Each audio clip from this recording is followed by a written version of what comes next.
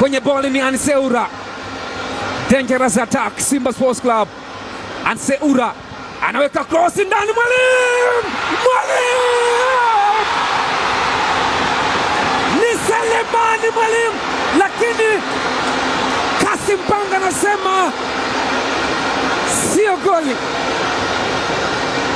Djigui Diarra amekwenda kumfuata Selemani Mwalimu anamfuata, watu wanalalamika. Sasa msikilize nani hapa? Djigui Diarra yuko pale, Selemani Mwalimu yuko pale, wote wanalalamika.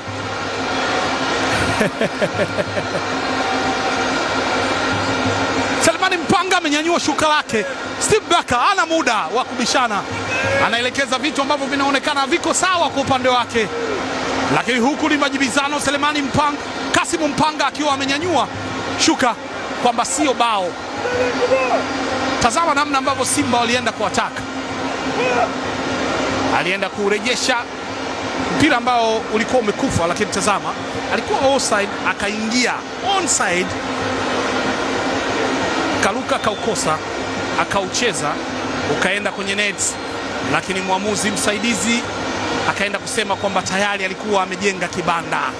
Nyanyua shuka lake hapa, benchi la Simba limenyanyuka na kwenda kumuuliza nini kimetokea. Selemani Mwalimu ametoka katika bench